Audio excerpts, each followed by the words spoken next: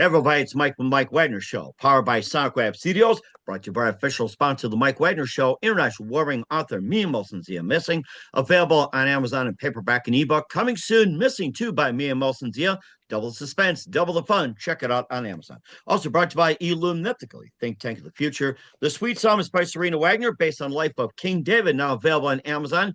Keyword Sweet Psalm is Serena Wagner. Also, How You Tan Music. Check out the latest at howyoutamusic.com.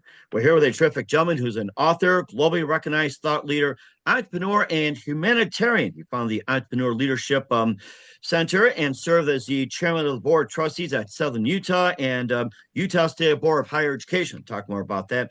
He founded and co-founded 51 businesses, 16 multi-million-dollar success, helping people fearlessly face their dragons and also make peace with them as well too, and navigate the intricate mazes in their lives as well. And he's also had some previous books called The Zigzag Principle, and also Digital Journal, Family Framework, and if your toes turn purple, I like that one. But overall, the most important is the new book, Blindside, A Journey of Identity, Faith, and Healing. Live, ladies and gentlemen, Plus Studios, somewhere in beautiful Utah, the amazing author, globally recognized thought leader, entrepreneur, and humanitarian, also author of the new book, Blindsided, A Journey of Identity, Faith, and Healing. Ladies and gentlemen, the multi-talented Rich Christiansen. Rich, good morning, good afternoon, good evening. Thanks for joining us today.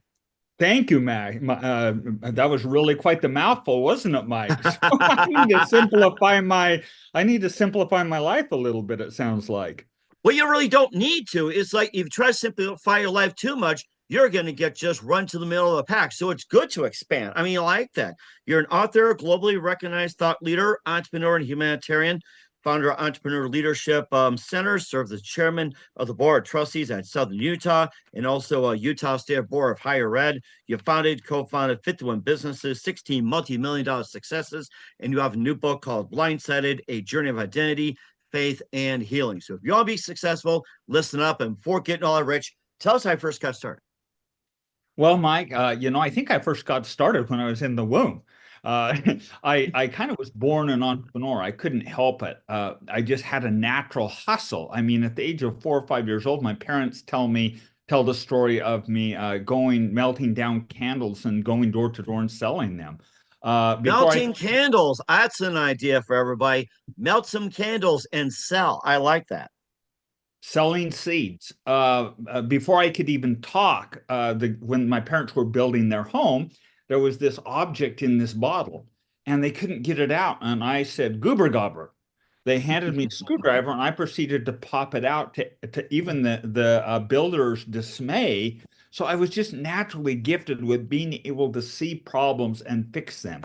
And no doubt a lot of my entrepreneurship and I think the drive that happened in my life was because I had a lot of not only genetic disposition to do it, but also a lot of trauma in there. And, you've heard it said that the ultimate entrepreneurs in the world have the most trauma. And I agree with that. We're the most functional, unfunctional people in the world. So I've lived a blessed, amazing, incredible life. When I grow up, I want to be me. But nonetheless, it has been tricky. And I think it hasn't been until I've got later in my life that I've been able to, face some of these dragons and kind of get clear with them. And you've done a really good job of it as well, too. I mean, great track record, especially with 51 businesses, 16 multi-million-dollar successes. I don't know if I could pull off one or two. Yeah. I mean, how you like that? Yeah, it's crazy. It's crazy. And, I was one of the precipice authors in the lean startup movement. And, I was an entrepreneur when it was geekish and nerdish before it was popular, but it was just in my genes. And I think what I got really good at doing is failing efficiently. Everyone loves to quote that like 16 multi-million-dollar wins, and it's true, and it's commendable. But I think what's more impressive is I've had 19 failures. So I've actually failed more than I've succeeded. I just learned to do it very efficiently, very quickly, and put guardrails on it so it didn't end up blowing up my entire life. And besides Starlink that you founded and became a multi-million-dollar business, what are some other ventures that you're involved in, especially being successful? I mean, just a few. I have to rattle off all 51. I mean, just a few of them that just pop out of your head like a light bulb. Well, import-export technology, very early in search engine, the search engine world, building websites, building technology, electrical engineer by background with an MBA. The only thing I really stink at, if I ever give you advice on retail, do the exact opposite. I've never had a win in the retail space, but I think many of the principles are agnostic, particularly when you're, adding incremental value. So service-based businesses, real estate. Oh gosh, there's so many of them, I can't count them all. But I have an affinity, I think, for technology. Hmm. And what was that one precise moment that simply influenced you into what you're doing for the rest of your career, even this technology? Well, I think that the definitive moment in my career is I was working for a technology company, putting myself through college, and I saw this amazing individual. He actually ended up being my life mentor. And I just started modeling after him. And one day, there was a very wealthy individual come to invest in the company, and I saw that it was messy and dirty. And the technology setup just wasn't clean. So I was the last one. I wasn't the smartest guy in the room ever, never have been, but Hmm. definitely hardworking. So I saw this messy demo space, and I took a few minutes to wash it, clean it up, just tidy up a little bit, and never told anyone. Next day, that investor came in, and indeed, we got a couple of $1 million. And Nice. this vice president figured out I was the one that did it. And so at that point, he started giving me special assignments and taking me around the world with him to actually do technology setup. He figured that I could articulate myself quite well. And at that point, he became my mentor.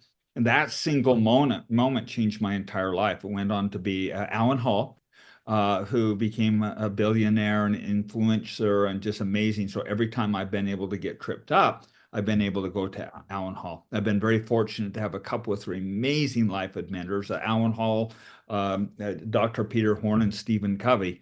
But Alan started and still is the one that I turn to every time I get in trouble. Oh my gosh, that's so amazing. We have to remember that name, Alan Hall. Who's your other favorite mentors growing up? Well, it's Stephen Covey. Okay, Stephen and Covey. beyond that. Well, Dr. Peter Horn. Those have been my three life intimate mentors that had profound influence on me. And, this legato framework, Stephen had a lot of impact in helping me frame and put that together. And Dr. Horn, again, just brilliant, amazing individual who changed the course of my life. So those are the three primary career life mentors I've had. And you're also an amazing author as well, too, with the Zigzag Principle, Legend and Family, and also Digital Journal, the family framework. And even if your toes turn purple, I like those. I get that with Rich Christiansen, along with his latest book. You can show it off if you like. But first, listen to the Mike Wagner Show at themikewagnershow.com. It's powered by Sonic Web Studios. Visit online at sonicwebstudios.com for all your needs. Looking at a professional website without breaking your budget, Sonic Web Studios is the answer. Sonic Web Studios offers fast, affordable custom web designs that blow the competition away. Call today, 1-800-303-3960. That's 1-800-303-3960, or email to support@sonicwebstudios.com. Mention the Mike Wagner Show, get 20% off your first project. Sonic Web Studios, take your image to the next level. Also, time to give official shout out to our official sponsor of the Mike Wagner Show, international warring author Mia Molson-Zia. If you love fast-paced mysteries, you love Missing by Mia Molson-Zia, available on Amazon in paperback and ebook.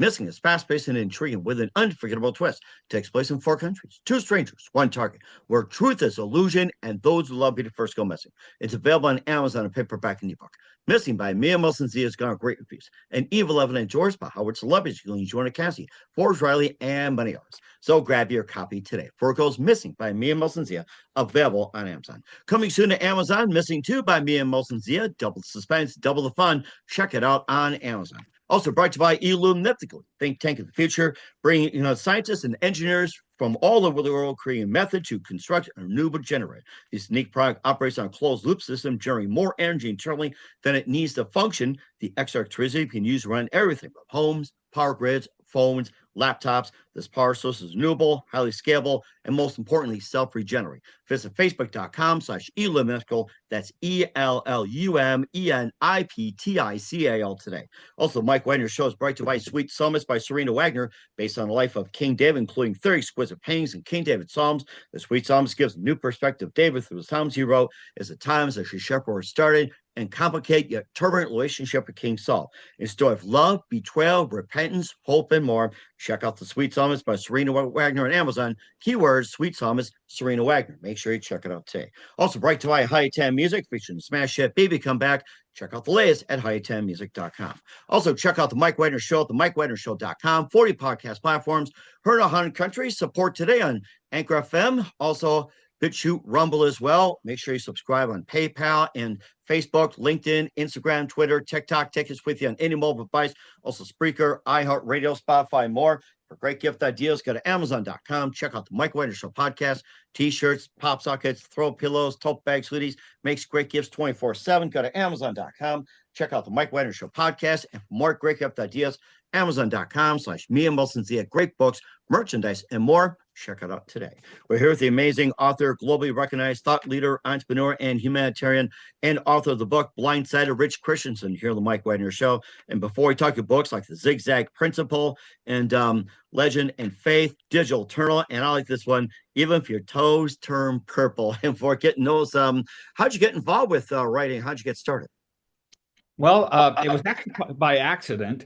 I had a significant meltdown in one of my business. I had a hostile takeover occur, and at that period of time, I was so brain damaged that I actually shut all my businesses down, sold the ones that I could, and was going to go on the sabbatical. After 3 months, my brother came to me, and my wife, with an intervention, says, "You're driving us absolutely crazy. You've got to do something. Why don't you write a book? It freaks us out how you create these businesses, and there needs to be a book written." So indeed, I spent 2 years, 3 months, 9 days writing a book, and no intent of ever being an author, but lo and behold, it got picked up as one of the very early lean startup books. I think Harvard used it, University of Washington used it. It was called Bootstrap Business. And that progressed me into being an author. So it was actually one of those freak accidents, Mike. That's very interesting. Who are some of your favorite authors and writers growing up? Oh, there's different genres. Probably my favorite was the Hardy Boys. Norman Vincent Peale was probably the author that had the most significance. And then, of course, my mentor, Stephen Covey, is the book that I read over and over. Every January 1st, I read Man's Search for Meaning by Viktor Frankl. Had a profound influence on me, still does. How about How to Win Friends and Influence People by Dale Carnegie? Oh, that was a good one too. I read that a senior in high school, so that's a good Oh one. my goodness. Wow. Senior in high school, I think I was reading oh gosh, what was I reading at the time? What was it? Animal Farm, and I think there was a Jungle, and I think there was others. Who knew that somebody be reading that book senior in high school? It was never presented to us. Maybe after I got out of college, maybe few years out of it, someone handed me a book. It's like, I wish I knew about this earlier. I'm like, Yeah, oh my gosh. don't we all? Well, you also had some others well too, like Futurepreneurship. I love that name. Yeah, that was a really fun program we put together. And I think one of the really fun things, I've got 5 sons. And when my sons turned 16, we put them through these rites of passage at 8, 12, 14, 16. But at 16, my sons shake my hand and agree that they'll never again ask for anything. But in return, they'll pay for their own college. They'll pay for their own mission. They'll pay for their own car when they get back. They'll pay even for the family vacations. But in return, I help them build a business. So each of my sons built $1 million business when they were still in high school. My second son built actually 2 of them. And Wow. when they're 18, they shut it down and donate all of the excess funds back to the charity that they went to when they were 12 years old. And so that was just a really fun model based on the zigzag principle. The Futurepreneurship program is how to take teenagers and teach them to build businesses. It's just the modeling and the infrastructure that I used with my sons to get teenagers off the ground in business. I like that. We need more teenagers up there in work instead of playing video games, trying to be social media, everything like that. And what is exactly the zigzag principle? The zigzag principle is a pragmatic step of how to do lean startup. So it's not for if you got a rich uncle that has $1 million, it's absolutely not the book for you. But if you're trying to get a business off the ground for very little cash and you're willing to grind it out, it's a tactical series of steps. Firm foundation is the first of getting really clear on your values, setting how to set the targets, and then getting catalyzing statements. Then the zigs are zig number 1, drive to profitability. Zag number 2, always add resource process. And the third element is add a scale element. Most businesses fail because they get the inclination angle too steep, and only 1 in 20, 1 in 30 businesses succeed. Not only myself, but the tens of thousands of people that have done this now. One fails, one mediocres, one's a multi-million-dollar business. Then the third steps of it is to set guidance systems and guardrails. I mean, just even 1 in 3 is going to, fail. And so you've got to have guardrails in place. So I always guardrail my businesses or anything that I do actually in life. But the guardrails are always how much time, how much money, how much duration of time, and most important, what relationship capital do you not expose this idea to? So that was like a 2-minute flyby of a very deep book, but that's the exact principle. Well, I'll tell you one thing, the one I'm amused with, even if your toes turn purple. I like that one. We're not referring to Barney, by the way. No, no. Even if your toast turn purple is a modeling to raise confident teenagers that are powerful and stand out. Having 5 sons and spending a lot of time with youth, I kind of really had an affinity there, and it was a really fun book. My fourth son, he'd saved up enough for his college and had all this business success, and so when it was his turn at 16, he says, "Dad, I've done this business thing so many times. I want to write a book with you." So we co-authored Even If Your Toes Turn Purple, Raising Confident Teenagers That Are Powerful and Stand Out. And every night after school, we get together and back and forth dialogue. Pretty soon we had 10 or 15 of his friends hanging out. He'd Oh write my a chapter, goodness. I'd write a chapter, he'd write a chapter, and he became a best-selling author at the age of 16. Remarkable young man. And boy, you name it, we cover it all the way from sex to bullying to technology to courage to having enduring fortitude, private victories. We really go deep on what it takes to raise confident, powerful teenagers that you can have great relationships with. And of course, we need people like you as well, too. You also help people fiercely face the dragons, make peace, and navigate the mazes of life as well. I like that. Face the dragons fiercely. How do you do that? Well, I think at some point, all of us have an existential crisis. And right now, we're in a position where we have a lot of people very lonely. For me, it happened when I was 53 years old. My complete world unraveled as I knew it. My entire identity was brought into question. And so I think you asked, how do we do it? The first thing is to recognize that we have dragons. And the second thing is not hide from them, not medicate from them, not addict from them, not jump under the table, but run and move towards them and face them fierce with reality. And you do that as well too. The new book, sharing the world of his own, struggling towards the unnamed family secrets to unravel and everything, heart wrenching questions and all that. Facing the Dragons with Rich Christiansen, called Blindside: A Journey of Identity, Faith, and Healing. More on that with Rich Christiansen. You listen to The Mike Wagner Show at themikewagnershow.com, powered by Sonic Web Studios, brought to you by official sponsor of The Mike Wagner Show, international warring author Mia Molson's In Missing. Also brought to you by Illuminatical, think tank of the future. The Sweet Psalm is by Serena Wagner, based on the life of King David, now on Amazon.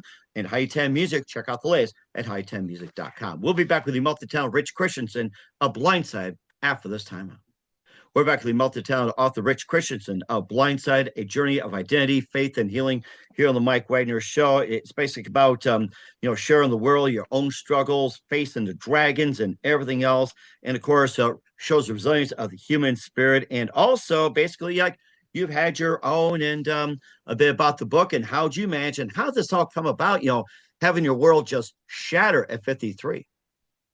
Well, I've lived an amazing life, incredible wife. I have a wife that loves and adores me, 5 outstanding sons, married for 37 years, a bunch of businesses. And on the outside, everything seemed fine. But on the inside, I've always had a lot of turmoil, a lot of rock up fuel driving it. And the story originated back in 1928 when my father was born. He was born on a homestead, no running water, no electricity. And 4 years into his life, the Great Depression hit. At that very time, it was discovered that there was a glimmer on one of his eyes. And as they took him to the doctor, they realized it was retinoblastoma. And it actually ended up on both of his eyes. My Oh grandparents my had to make gosh. a possible decision. Do we let this little boy see, but he will die of cancer, as is the cancer of the optic nerve travel to the brainstem? Or do we remove his eyes, bringing this little world into blindness, and given him a 1 in 30, 1 in 40 chance of living. Well, obviously, my grandfather was the one that won that terrible argument, and they removed his eyes, and obviously he lived. It turned out this little blind boy had an eidetic memory, which means you could state a number, 10,347,236.567. 30 years later, he would recall that number verbatim. We didn't need Google. We didn't need a phone book. We had my dad. And so I was the oldest son of John and Laura Christiansen. My mother was a beauty queen. 15 Wow. years father's junior.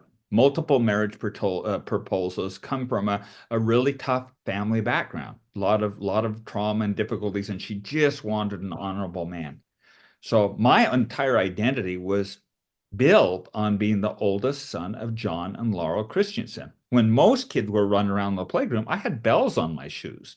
At 8 years old, most kids are playing baseball. My dad had me in a car telling me what to do, tuning the carburetor. He could hear a car go down the street and say, "Oh, that's the 1976 Ford Fiesta," or whatever it was, because he was so brilliant, particularly with cars. And so my childhood was very different, but also just absolutely amazing.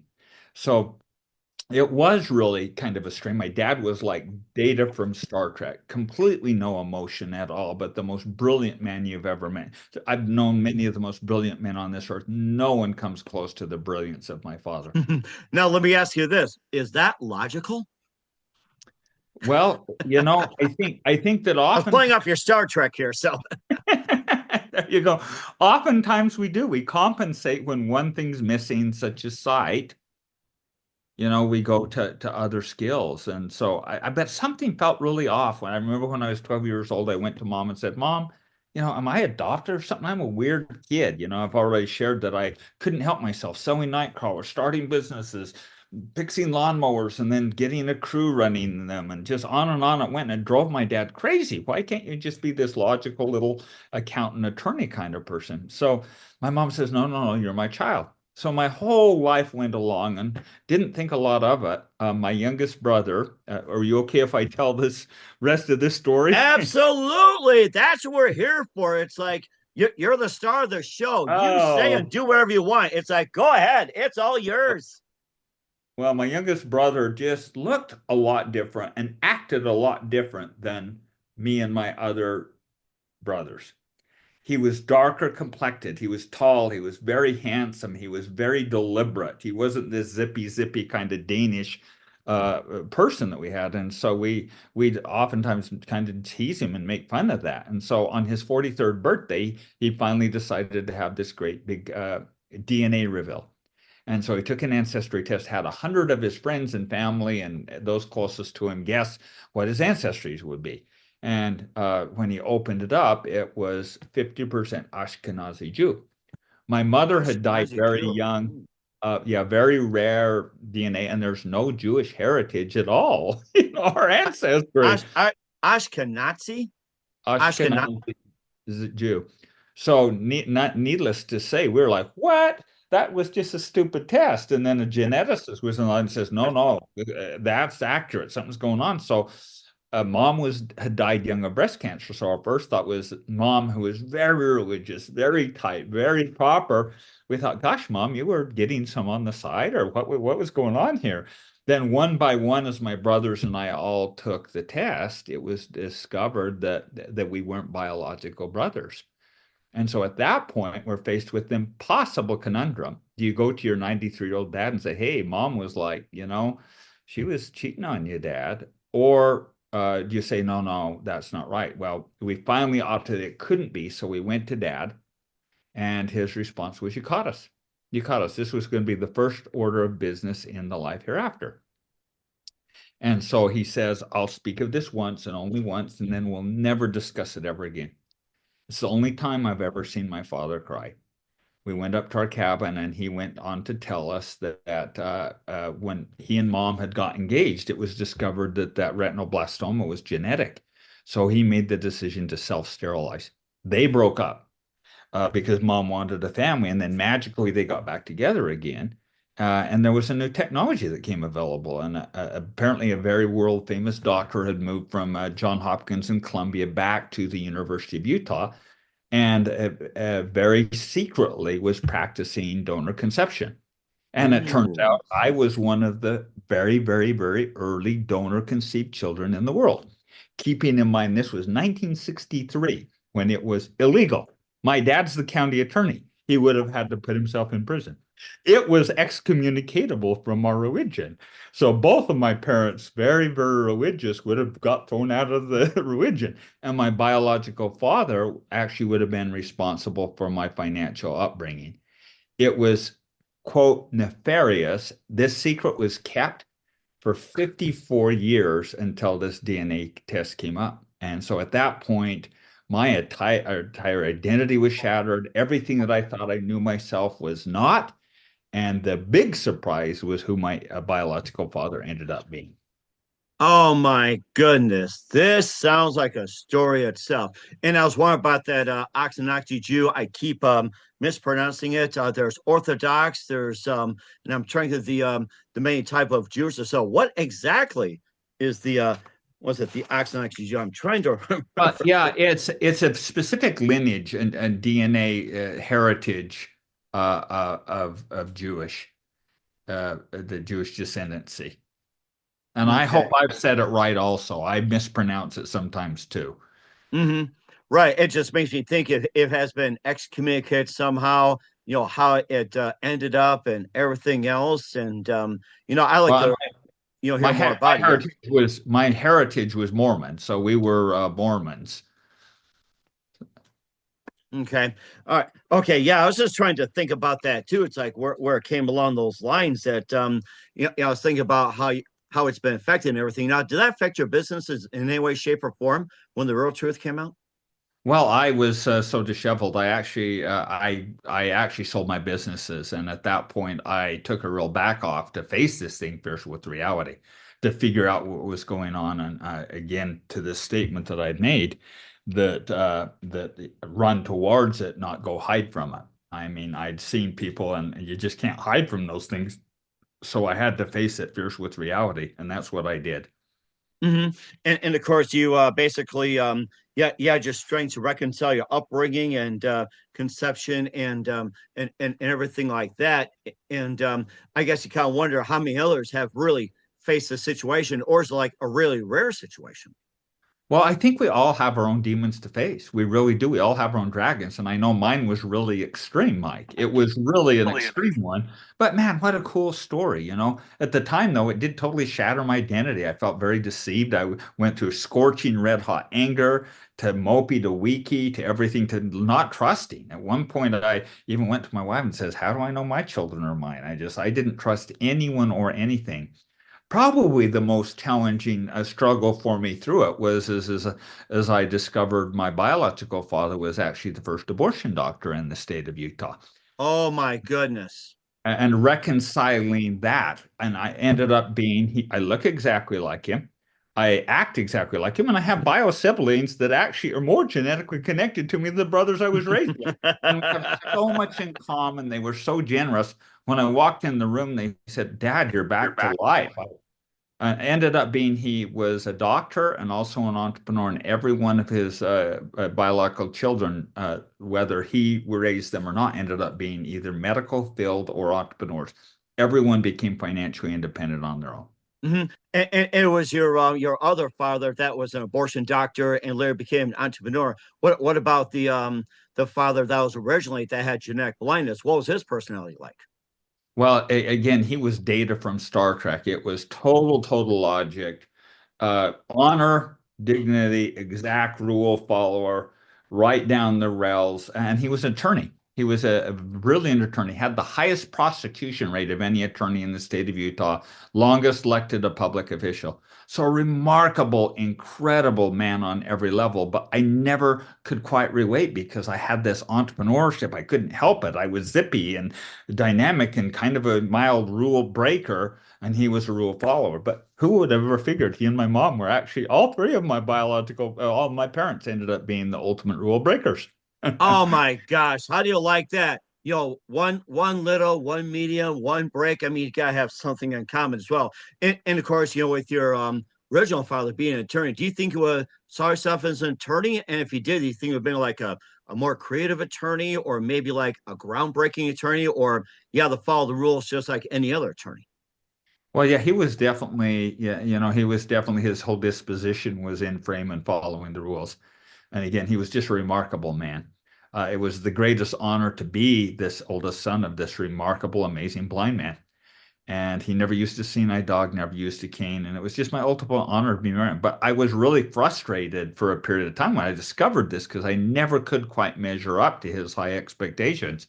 And so at what point I discovered that I actually biologically wasn't his son, then things started making a lot more sense.